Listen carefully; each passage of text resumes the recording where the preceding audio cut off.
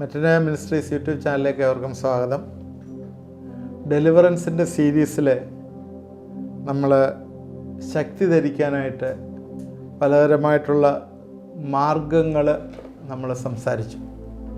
ഈ ബേസിക്കായിട്ട് പറയുന്ന കാര്യങ്ങളെല്ലാം നമ്മുടെ ജീവിതത്തിലെ ദൈവവുമായിട്ടുള്ള ബന്ധം കൂടുതൽ ദൃഢമാകുകയും യേശുവിൻ്റെ മനസ്സ് നമ്മൾക്കുണ്ടാകുകയും ചെയ്യാൻ വേണ്ടിയുള്ള കാര്യങ്ങളാണ് പറഞ്ഞത്. ഏറ്റവും പ്രധാനപ്പെട്ട കാര്യങ്ങളാണ് പറഞ്ഞത്.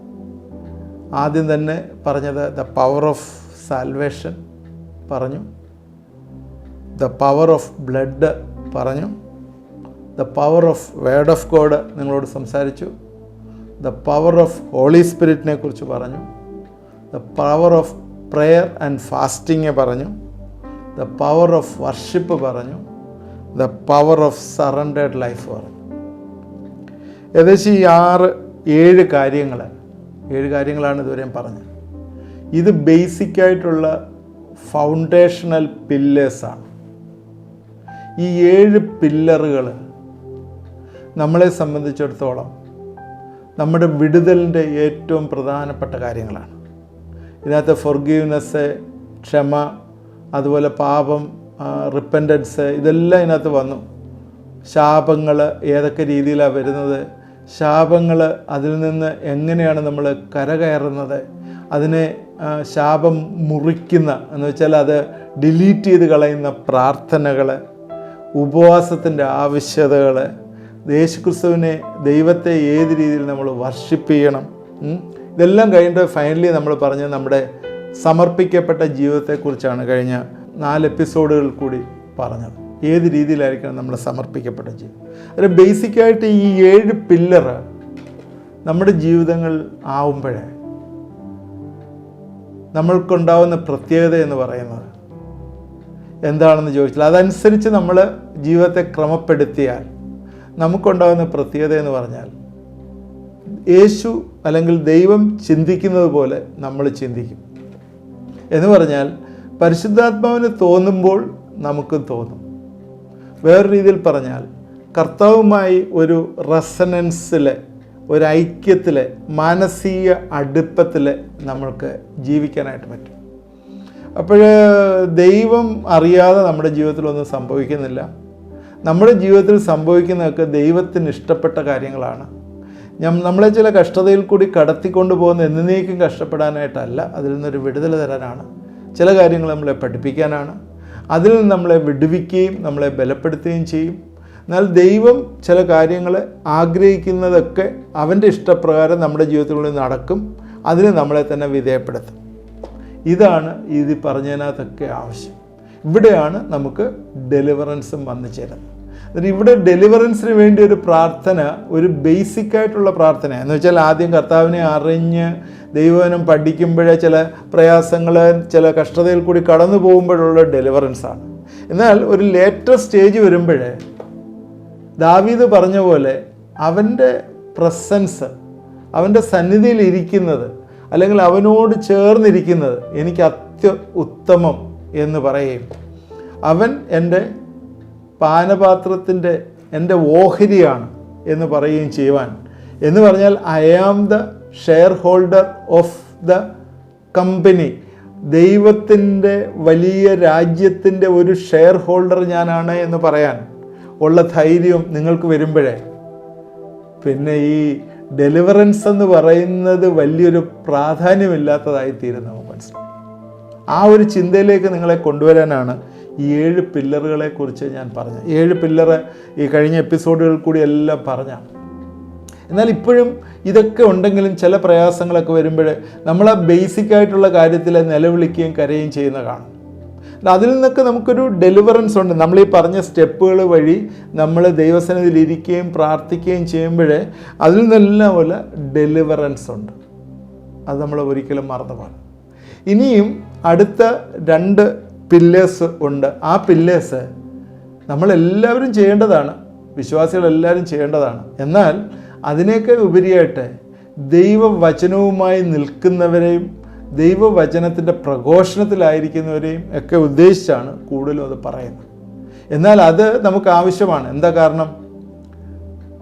യേശുക്രിസ്തു നമ്മൾ ചെയ്യുന്ന പ്രവൃത്തി നല്ലതായാലും തീയതായാലും അവൻ്റെ സന്നിധിയിൽ നമ്മളെ പ്രതിഫലം വാങ്ങേണ്ടതാണ് എന്ന് ബൈബിളിൽ എഴുതിയിരിക്കുന്നുണ്ടെങ്കിൽ, ദൈവസന്നിധിയിൽ ഒരു നാൾ നമ്മൾ നിൽക്കുമ്പോഴേ നമ്മൾ ചെയ്യുന്ന എല്ലാ പ്രവർത്തനങ്ങൾക്കും നമ്മൾ ഉത്തരം കൊടുക്കേണ്ടി വരും.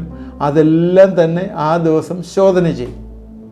കൊരിന്ത്യർക്ക് എഴുതിയ ലേഖനത്തിൽ അതിനെക്കുറിച്ചൊക്കെ വിവരിച്ച് പറയുന്നുണ്ട്. നേരത്തെ ഉള്ള പല എപ്പിസോഡിലും ന്യായവിധിയെക്കുറിച്ച് പറഞ്ഞതിലും എല്ലാം അതിനെക്കുറിച്ച് ഞാൻ പറഞ്ഞിട്ടുണ്ട്.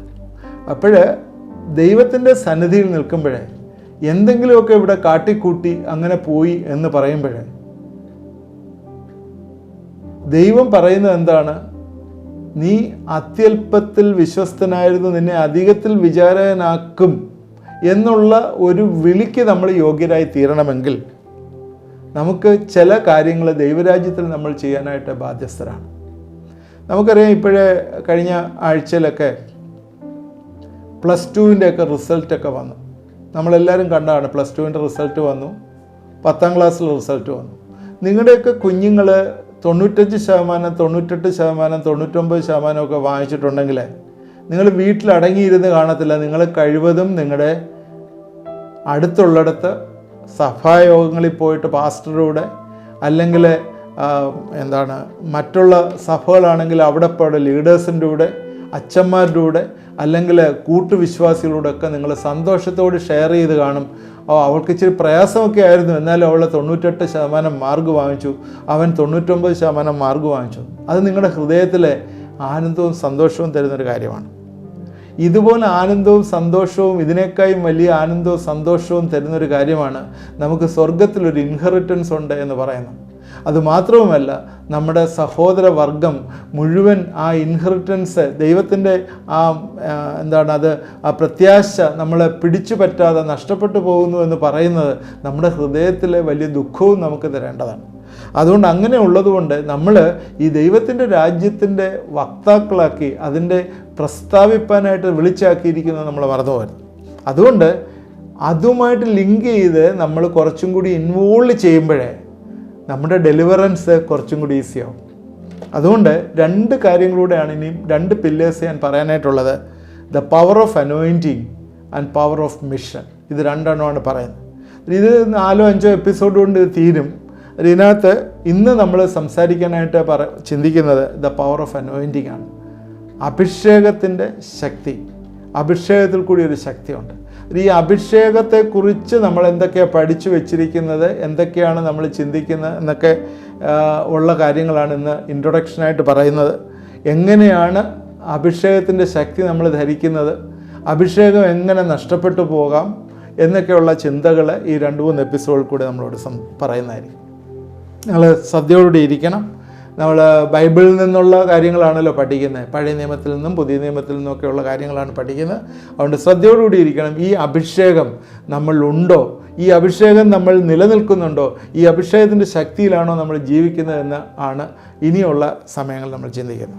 ഈ അഭിഷേകം, അനോയിൻറ്റിങ് എന്നൊക്കെ സാധാരണ നമ്മൾ കേട്ടിരിക്കുന്നത് ഇതൊരു അനുഷ്ഠാന കർമ്മമായിട്ട് മതങ്ങൾ എന്ന് പറഞ്ഞാൽ എല്ലാ മതം, ക്രിസ്തീയ മതം മാത്രമല്ല, എല്ലാ മതങ്ങളും ഒരു അനുഷ്ഠാന കർമ്മങ്ങളായിട്ട് ഒക്കെയാണ് ഇത് ചെയ്യുന്നത്, ഒരു ചടങ്ങായിട്ട്. അതിനകത്ത് എണ്ണ, തൈലം, നെയ്യ്, പാല് ഇതെല്ലാം ഉപയോഗിക്കുന്നതായിട്ട് കാണുന്നു. ഈ നെയ്യും പാലും ഒക്കെയുള്ള അഭിഷേകം ഹിന്ദു മതത്തിലാണ് കാണുന്നത്, അത് ക്രിസ്തീയ മതത്തിലുള്ളതല്ല. എന്നാൽ ക്രിസ്തീയ മതത്തിൽ പഴയ നിയമകാലങ്ങളിലൊക്കെ കാണുന്ന അഭിഷേകം എന്ന് പറയുന്നത് എണ്ണ ഒഴിക്കുക, തളിക്കുക, തലയിലെ ദേഹത്തെ ഒക്കെ ചെയ്യുന്ന കാര്യമാണ് കാണുന്ന വ്യക്തികളുടെ മേലുള്ള അഭിഷേകമായിട്ട് കാണുന്നത്. അതുപോലെ പട്ടത്വ സഭകൾ, ഡിനോമിനേഷൻസ്, പട്ടത്വ സഭകൾ തൈലാഭിഷേകം എന്ന് പറഞ്ഞ് അവിടെ കൂദാശകളിൽ 7 കൂദാശകളിൽ ഉള്ള ഒരു പ്രധാനപ്പെട്ട ഒരെണ്ണമാണ് ഈ തൈലാഭിഷേകം എന്നൊക്കെ പറയുന്നത്. ഈ എബ്രായ ഭാഷയിൽ ഇതിനെ മഷ എന്ന് പറയുന്ന ഒരു വാക്കാണ് യൂസ് ചെയ്തിരിക്കുന്നത്. മഷ എന്ന് പറഞ്ഞ വാക്ക് ഗ്രീക്കിലെ ക്രിയോ എന്നുള്ളൊരു വാക്കാണ് ഇനി യൂസ് ചെയ്യുന്നത്. ക്രിയോ എന്ന് പറയുന്നതിലാണ് ക്രിസ്റ്റോസ് എന്നുള്ളൊരു വാക്ക് വന്നത്. Christ, the anointed one, Messiah എന്നുള്ള വാക്ക് വന്നത്.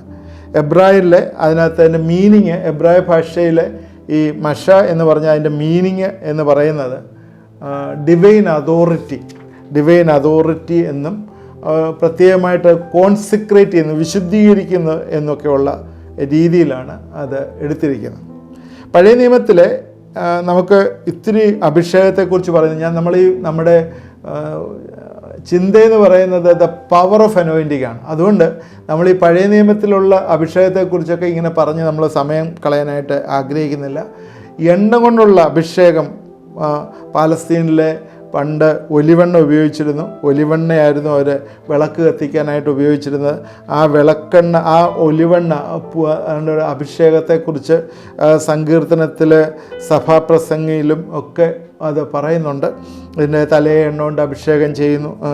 അതുപോലെ നിൻ്റെ തലയിൽ എണ്ണ കുറയാതിരിക്കട്ടെ സഭാപ്രസംഗി പറയുന്നു. ഇതൊക്കെ പറയുന്നുണ്ട്. യാക്കോബിൻ്റെ ലേഖനത്തിൽ വരുമ്പോഴത്തേക്ക് രോഗികളെ എണ്ണ തേച്ച് സൗഖ്യമാക്കുന്ന കാര്യവും, ശമര്യക്കാരൻ്റെ ഉപമയിൽ അവൻ എണ്ണയും വീഞ്ഞും പകർന്ന് മുറിവ് കെട്ടിയ കാര്യവും ഒക്കെ നമ്മൾ പഴയ നിയമത്തിലും പുതിയ നിയമത്തിലും ഒക്കെ കാണുന്നുണ്ട്. അത് എണ്ണ കൊണ്ടുള്ള അഭിഷേകം. അതുപോലെ നമ്മൾ കാണുന്ന ഒരു കാര്യമാണ് തൈലം കൊണ്ടുള്ള അഭിഷേകം. ഈ തൈലം എന്ന് പറഞ്ഞാൽ എണ്ണയിലെ പല സുഗന്ധവർഗ്ഗങ്ങൾ ചേർത്ത് വിധിപ്രകാരം ഉണ്ടാക്കുന്ന ചില കാര്യങ്ങളാണ് ഈ തൈലം എന്ന് പറയുന്നത്.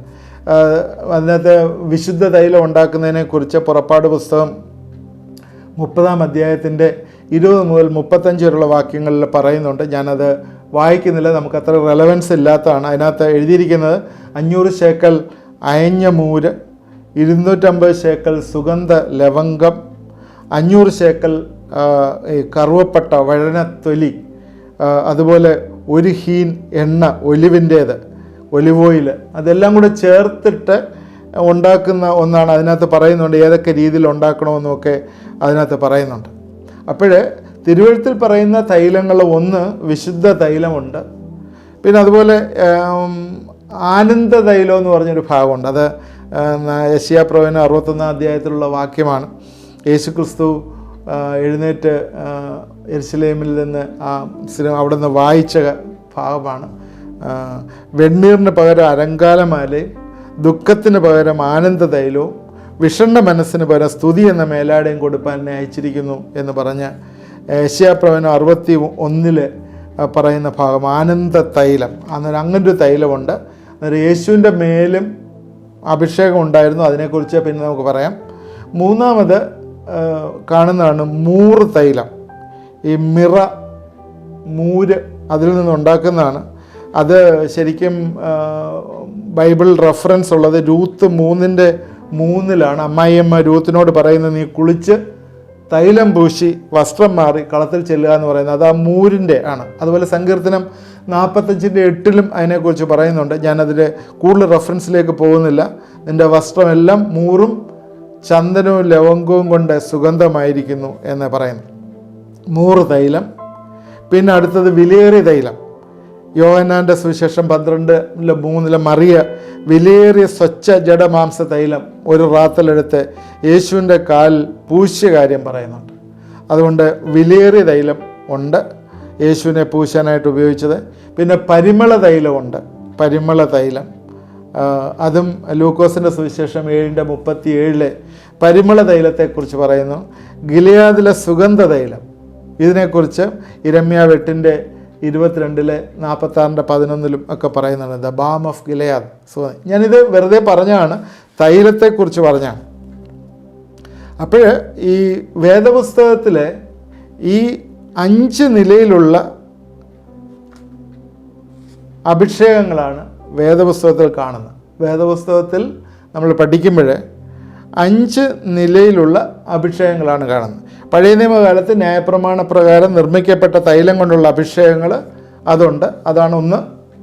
രണ്ടാമത് കാണുന്ന അഭിഷേകം കർത്താവ് യേശുവിൻ്റെ മേലുണ്ടായിരുന്ന അഭിഷേകം, അവൻ്റെ മേലുണ്ടായിരുന്ന അഭിഷേകം, അവൻ്റെ മേല് ദൈവം കൊടുത്ത അഭിഷേകമാണ്. മൂന്നാമത് യേശുവിനോടുള്ള സ്നേഹവും ബഹുമാനവും നിമിത്തം യേശുവിന് നൽകിയ അഭിഷേകം, അത് നാം യേശുവിന് അർപ്പിക്കുന്ന ഒരു ആരാധനയുടെ നിഴലായിട്ട് നമുക്കെടുക്കാം അഭിഷേകം. പിന്നെ നാലാമത്തെ അഭിഷേകം കാണുന്നത് സ്വയമായി ശുദ്ധീകരണത്തിനും സൗന്ദര്യത്തിനും വേണ്ടി ചെയ്യുന്ന തൈല അഭിഷേകങ്ങൾ. നേരത്തെ നമ്മൾ പറഞ്ഞ രൂത്തിൻ്റെ പുസ്തകത്തിലുള്ള അഭിഷേകമൊക്കെ നമ്മൾ പറഞ്ഞാണ്. അഞ്ചാമത്തെ അഭിഷേകം പുതിയ നിയമത്തിൽ കാണുന്ന ഒരു അഭിഷേകമാണ്. അത് അഭിഷേകം എന്നുള്ള വാക്ക് ചിലയിടത്ത് യൂസ് ചെയ്തിട്ടുണ്ട്. ആ അഭിഷേകം എന്ന് പറഞ്ഞാൽ പരിശുദ്ധാത്മാവിൻ്റെ അഭിഷേകത്തെക്കുറിച്ചാണ്. അപ്പോൾ ഈ 5 തരത്തിലുള്ള അഭിഷേകങ്ങളാണ് പ്രധാനമായിട്ട് കാണുന്നത്. ആത്മാ അഭിഷേകത്തിൻ്റെ ദൈവിക ഉദ്ദേശങ്ങൾ എന്താണെന്ന് ചോദിച്ചാൽ, ഒന്ന്, അഭിഷേകം ചെയ്യുമ്പോൾ നമ്മളെ സെപ്പറേറ്റ് ചെയ്യുകയാണ്. ദൈവത്തിൻ്റെ ആത്മാവ് നമ്മുടെ മേലിൽ വന്നിട്ട് നമ്മളെ സെപ്പറേറ്റ് ചെയ്യുകയാണ്. പിന്നെ അതുപോലെ നമ്മളെ സെപ്പറേറ്റ് ചെയ്യുമ്പോൾ അതുപോലെ നമ്മളെ അനോയിൻറ്റ് ചെയ്യും. അനോയിൻറ്റ് ചെയ്യുന്നത് എന്തിനാന്ന് വെച്ചാൽ നമ്മളെ ഒന്ന് ഡെക്കറേറ്റ് ചെയ്യുക, എംപവർ ചെയ്യുക എന്നുള്ളതാണ്. നമ്മളെ ഒന്ന് എംപവർ ചെയ്യുക എന്നുള്ളതാണ്. മൂന്നാമത് ആത്മാവിൻ്റെ അഭിഷേകത്തിൻ്റെ ഉദ്ദേശം എന്ന് പറയുന്നത് നമ്മളെ ഒരു ശുശ്രൂഷയ്ക്ക് പ്രിപ്പയർ ചെയ്യുക. 3 കാര്യങ്ങളത് നമ്മൾ ശ്രദ്ധിക്കുക. 1, നമ്മളെ സെപ്പറേറ്റ് ചെയ്യുന്നു. 2, നമ്മളെ എംപവർ ചെയ്യുന്നു. 3, നമ്മളെ അയക്കുന്നു, അല്ലെങ്കിൽ നമ്മളെ പ്രിപ്പയർ ചെയ്യുന്നു. ശുശ്രൂഷയ്ക്ക് വേണ്ടി നമ്മളെ അയക്കുന്നു എന്ന് വേണമെങ്കിൽ നമുക്ക് പറയാം. അപ്പോൾ ഈ 3 ഘടകങ്ങൾ ആത്മീയ അഭിഷേകത്തിലുണ്ട്. പഴയ നിയമകാലത്ത് രാജാവിൻ്റെ മേലുള്ള അഭിഷേകം ഉണ്ടായിരുന്നു. പഴയ നിയമകാലത്ത് അറിയാം, രാജാവിനെ അഭിഷേകം ചെയ്യുന്നതായിട്ട് പലയിടത്തുണ്ട്. ദാവീദിനെ അഭിഷേകം ചെയ്യുന്നു, ശൗലിനെ അഭിഷേകം ചെയ്യുന്ന കാര്യം നമുക്കറിയാം. അതുപോലെ തന്നെ പുരോഹിതന് ഒരഭിഷേകമുണ്ട്. ലേവ്യ പുസ്തകത്തിലും പുറപ്പാട് പുസ്തകത്തിലുമൊക്കെ പറയുന്നുണ്ട്. ലേവ്യ ഗോത്രത്തിലുള്ള പുരോഹിതന് മേലുള്ള അഭിഷേകം. അതുപോലെ പ്രവാചകനുള്ള അഭിഷേകവും ഉണ്ട്. അതായത് പ്രവാചകനുള്ള അഭിഷേകം ഏലിയാവിന്, ഏലിശായ്ക്കും ഒക്കെ രാജാക്കന്മാരുടെ പുസ്തകത്തിലൊക്കെ പറയുന്നു. അതുപോലെ തന്നെ ചില വിദഗ്ധ പണികൾക്കുള്ള അഭിഷേകം ഉണ്ടായിരുന്നു. യെരുശലേം ടെമ്പിൾ പണിയുമ്പോൾ ഉള്ള അഭിഷേകം. അതുപോലെ കോരശ് രാജാവിന് പിടിച്ചടക്കാനുള്ള അഭിഷേകം. ഇങ്ങനെയൊക്കെയുള്ള പല അഭിഷേകങ്ങൾ പഴയ നിയമത്തിൽ പറയുന്നു. ഇതെല്ലാം തന്നെ എന്താ ശ്രദ്ധിച്ചാൽ അറിയാം, ദൈവത്തിൻ്റെ ആത്മാവ് വരികയും ഒരു പർട്ടിക്കുലറായിട്ടുള്ളൊരു മിഷൻ, ഒരു ദൗത്യത്തിന് വേണ്ടി അവരെ എംപവർ ചെയ്യുകയും ചെയ്യുന്ന, അവർക്ക് ശക്തി കൊടുത്ത് അവരെ ഒരുക്കുന്ന ഒരു കാര്യമായിരുന്നു പഴയ നിയമത്തിലെല്ലാം വന്നിരുന്നത്. എന്നാൽ ഇപ്പം ഞാൻ നേരത്തെ പറഞ്ഞു, രാജാവിൻ്റെ അഭിഷേകം, പുരോഹിതൻ്റെ അഭിഷേകം, പ്രവാചകനുള്ള അഭിഷേകം. ഈ 3 കാര്യങ്ങൾ, രാജാവ്, പുരോഹിതൻ, പ്രവാചകൻ, ഇത് 3ഉം കൂടി യേശുക്രിസ്തുവിൽ സമന്വയിച്ചിരിക്കുകയാണ്. Jesus is our king, he is our high priest, he is our prophet. ഈ യേശുക്രിസ്തുവിലുള്ള അഭിഷേകം ദൈവം കൊടുത്ത അഭിഷേകമാണ്. ഇവൻ എൻ്റെ പ്രിയപുത്രൻ, ഇവനിൽ ഞാൻ പ്രസാദിച്ചിരിക്കുന്നു എന്ന് പറഞ്ഞ് സ്വർഗത്തിൽ നിന്നുള്ള അഭിഷേകമാണ് യേശുവിന് വന്നത്.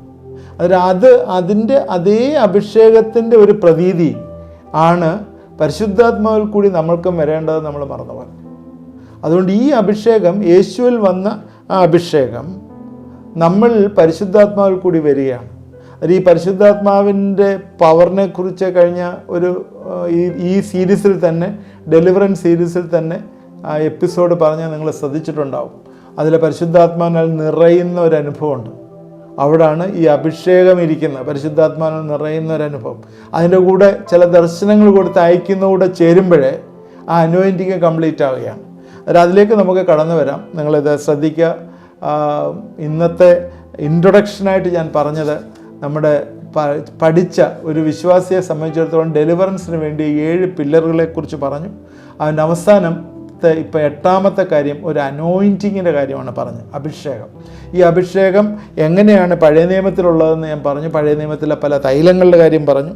അതിനുശേഷം നമ്മളെ സെപ്പറേറ്റ് ചെയ്യുന്നു, നമ്മളെ എംപവർ ചെയ്യുന്നു, നമ്മളെ മിഷന് വേണ്ടി അയക്കുന്നു. ഇതാണ് ശരിക്കുമുള്ള അഭിഷേകത്തിൻ്റെ ഒരു ചിന്ത. ഈ അഭിഷേകം എണ്ണ കൊണ്ടും തൈലം കൊണ്ടും ഒക്കെ പഴയ നിയമത്തിൽ ചെയ്തെങ്കിൽ അത് ഇന്ന് പുതിയ നിയമത്തിലേക്ക് വരുമ്പോഴേ യേശുക്രിസ്തുവിൻ്റെ മേലെ സ്വർഗത്തിൽ നിന്ന് അഭിഷേകം വന്നതുപോലെ നമ്മുടെ മേലെ പരിശുദ്ധാത്മാവിൽ വരുന്ന അഭിഷേകമാണ് നമ്മൾ മറന്നു പോരുന്നത്. അത് അപ്പോസ്തലപ്രവൃത്തി 2-ാം അധ്യായത്തിലെ ഉയരത്തിൽ നിന്ന് വന്ന് സ്ഥിരമായി നിൽക്കുന്ന അഭിഷേകം ഇന്ന് നമ്മുടെ മേലിരിക്കുന്നു എന്ന് മറന്നുപോയി. അതുകൊണ്ട് ഈ ആത്മ അഭിഷേകത്താൽ നമ്മൾ നിറയണം. അതൊരു additional feather over the crown. നമ്മുടെ കിരീടത്തിലെ ഫെദർ പോലെ നമ്മളിൽ ഇരിക്കുന്നു എന്ന് മറന്നുപോയി. അതുകൊണ്ട് അതും കൂടെ കഴിഞ്ഞാൽ നമ്മൾ രാജാവാണെന്ന് വേണമെങ്കിൽ പറയത്തക്ക രീതിയിൽ നമുക്കായിത്തീരും എന്നുള്ളതാണ്. നമുക്ക് ഇന്ന് പ്രാർത്ഥിക്കാൻ പോവുകയാണ്. പ്രത്യേകിച്ചും ഇത് നിങ്ങൾ ചിന്തിക്കുകയും പ്രാർത്ഥിക്കുകയും ചെയ്യുമ്പോഴേ നിങ്ങളുടെ മനസ്സിൽ ഒരേ ഒരു ചിന്ത ഉണ്ടാകുക, കർത്താവേ, നിൻ്റെ അഭിഷേകത്താൽ എന്നെ നിറയ്ക്കണമേ.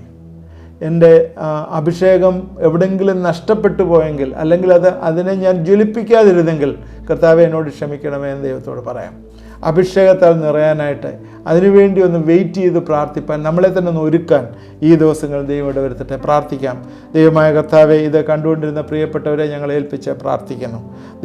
ആത്മാവിൻ്റെ അഭിഷേകം ഈ ദിവസങ്ങളിൽ ഞങ്ങൾ ധാരാളമായിട്ട് വരട്ടെ എന്ന് പ്രാർത്ഥിക്കുന്നു. അതെങ്ങനെയാണ് നിറയേണ്ടത്, എങ്ങനെയാണ് ആ ദർശനത്തിൽ തുടരേണ്ടതെന്ന് ചിന്തിപ്പാൻ കർത്താവെ ഈ ദിവസങ്ങൾ ഞങ്ങളെ സഹായിക്കണമേ. എവിടെയെങ്കിലും വീഴ്ച വന്നുപോയി, നഷ്ടപ്പെട്ടു പോയി എന്ന് തോന്നുന്നെങ്കിൽ അതൊക്കെ നീ മടക്കി കൊണ്ടുവരണമേ എന്ന് പ്രാർത്ഥിക്കുന്നു. ഇത് കാണുന്നവരെല്ലാം ഞങ്ങൾ ഏൽപ്പിക്കുന്നു. ഇത് അനുഗ്രഹിച്ച് ഞങ്ങളെ പ്രാർത്ഥിക്കുന്നു.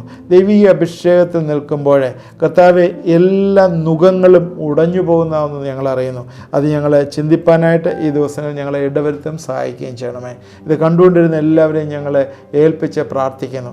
ജീവിതത്തിൽ ഏതെങ്കിലും മേഖലകളിൽ ഇനിയും ഡെലിവറൻസ് വരാതിരിക്കുന്നുണ്ടെങ്കിൽ കർത്താവെ, കർത്താവിൻ്റെ ഹൃദയവും മനസ്സും അവരിൽ വരട്ടെ എന്ന് പ്രാർത്ഥിക്കുന്നു. ഈ ദിവസങ്ങളിലെ എല്ലാ മേഖലകളിലും ദൈവം ആ വലിയ വിടുതലുകൾ കൊടുക്കുകയും അനുഗ്രഹിക്കുകയും ചെയ്യട്ടെ എന്ന് പ്രാർത്ഥിക്കുന്നു. കർത്താവെ, ചില ആളുകൾ ഇത് കാണുന്നവർ അവരുടെ കുഞ്ഞുങ്ങളെ ഓർത്ത് പ്രയാസപ്പെടുകയും ദുഃഖിക്കുകയും ചെയ്യുന്നു. അവരുമായിട്ടുള്ള ആ കമ്മ്യൂണിക്കേഷൻ ഇല്ലാതെ വിഷമിക്കുന്നു, ദുഃഖിക്കുന്നു. നിങ്ങളൊന്ന് പ്രാർത്ഥിക്കുമോ? ഈ ദിവസങ്ങളിൽ ദൈവം വലിയ വിടുതൽ നിങ്ങളുടെ ജീവിതങ്ങളിൽ തരും. അവരെ നിങ്ങളോട് സംസാരിക്കുകയും ഇടപെടുകയും നിങ്ങളെ കരുതുകയും ചെയ്യുന്ന ദിവസങ്ങൾ നിങ്ങളുടെ മുമ്പിൽ കാണുന്നു. ദൈവത്തിൻ്റെ കൃപയിൽ നിങ്ങൾ ശരണപ്പെട്ടുകൊണ്ട് ദൈവത്തോടൊന്ന് പ്രാർത്ഥിക്കുമോ? ദൈവം നിങ്ങൾക്ക് കൃപ തരും, സഹായിക്കും. ചില ആളുകളെ സംബന്ധിച്ചിടത്തോളം അവരുടെ ശുശ്രൂഷയ്ക്ക് വേണ്ടി ഉള്ള ചില തിരഞ്ഞെടുപ്പിന് വേണ്ടി കാത്തിരിക്കുന്നു. ഈ ദിവസങ്ങളിൽ ദൈവത്തിൻ്റെ വലിയൊരു ദർശനവും ദൈവത്തിൻ്റെ വലിയ അനോയിൻറ്റിങ്ങും ആ ജീവിതത്തിൽ വന്നു ചേരട്ടെ എന്ന് പ്രാർത്ഥിക്കുന്നു. നീ വഴികളെ കാണിച്ചു കൊടുക്കണം കർത്താവേ. ഏതൊക്കെ ശുശ്രൂഷ ചെയ്യണം, ഏതൊക്കെ മേഖലകൾ പോകണമെന്ന് നീ കാണിച്ചു കൊടുക്കണമേ എന്ന് പ്രാർത്ഥിക്കുന്നു. ഞങ്ങളെ ഏൽപ്പിച്ച് പ്രാർത്ഥിക്കുന്നു. അനുഗ്രഹിക്കുകയും സഹായിക്കുകയും ചെയ്യണം. യേശുക്രിസ്തുവിൻ്റെ നാമത്തിൽ പ്രാർത്ഥിക്കുന്നു. കേൾക്കുമാറാണമേ. ആമേൻ. തുടർമാനമായി ഇത് വാച്ച് ചെയ്യുക. നമ്മൾ അഭിഷേകത്തിൻ്റെ മുഖവര, അതിന് ഇൻട്രൊഡക്ഷൻ മാത്രമേ പറഞ്ഞുള്ളൂ. നമ്മൾ വീണ്ടും 1-2 എപ്പിസോഡിൽ ഈ അഭിഷേകത്തെക്കുറിച്ച് നമ്മൾ പറഞ്ഞ് അത് എൻഡ് ചെയ്യും. ഇത് നിങ്ങൾ ശ്രദ്ധിക്കണം, തുടർമാനമായി ശ്രദ്ധിക്കണം. നിങ്ങളുടെ ഫ്രണ്ട്സിന് ഷെയർ ചെയ്ത് കൊടുക്കണം. അതുപോലെ തന്നെ അടുത്ത ജൂൺ 1 തൊട്ട് സൺഡേ, എല്ലാ ഫസ്റ്റ് സൺഡേയിലും ലൈവായിട്ട് നമ്മൾ മീറ്റ് ചെയ്യാനായിട്ട് ആഗ്രഹിക്കുന്നു. അതിൻ്റെ ലിങ്കുകൾ നമ്മൾ ഗ്രൂപ്പിൽ ഷെയർ ചെയ്യുന്നതാണ്. നിങ്ങൾ ആ ഗ്രൂപ്പിലെ മെമ്പേഴ്സ് ആയിട്ടില്ലെങ്കിൽ നിങ്ങളുടെ വാട്സാപ്പ് നമ്പർ അയച്ചു തന്നാൽ ആ ഗ്രൂപ്പിൽ നിങ്ങളെ ആ മെമ്പർഷിപ്പ് എടുക്കുന്നതാണ്. അതിൻ്റെ ഉദ്ദേശം എന്ന് പറഞ്ഞാൽ വേറെ ഒന്നുമില്ല, നിങ്ങളുടെ പ്രെയർ റിക്വസ്റ്റുകൾ പറയുകയും പ്രാർത്ഥിക്കുകയും ചെയ്യുന്നൊരു അവസരമായിട്ട് അതെടുക്കാൻ വേണ്ടിയാണ്. എവരി ഫസ്റ്റ് സൺഡേയിൽ രാത്രി 9 തൊട്ട് 10-10:30 വരെയുള്ള സമയം, 1 മണിക്കൂർ സമയം പ്രാർത്ഥിക്കാനായിട്ടും അന്യോന്യം ഷെയർ ചെയ്യാനായിട്ടുള്ളൊരു സമയമായിട്ട് നമ്മൾ എടുക്കുകയും പ്രാർത്ഥിക്കുകയും ചെയ്യും. എന്നെ കൂടാതെ ചില ദൈവദാസന്മാരും അതിനോട് ചേർന്ന് പ്രാർത്ഥിക്കുന്നതാണ്. അതുകൊണ്ട് തീർച്ചയായും അത് ഒരു ഉപേക്ഷയായി വിചാരിക്കാതെ നിങ്ങളെ വാട്സാപ്പ് ഗ്രൂപ്പിൽ നിങ്ങൾ ജോയിൻ ചെയ്യുകയും ആ വാട്സാപ്പ് ഗ്രൂപ്പ് വഴി നമ്മളത് പ്രാർത്ഥിക്കാനായിട്ടുള്ളൊരു സമയം കണ്ടെത്തുകയും ചെയ്യും. തീർച്ചയായും ഇത് നിങ്ങൾക്ക് പ്രയോജനമായി തീർന്നെന്ന് വിചാരിക്കുന്നു. ദൈവം നമ്മളെ എല്ലാവരെയും അനുഗ്രഹിക്കട്ടെ.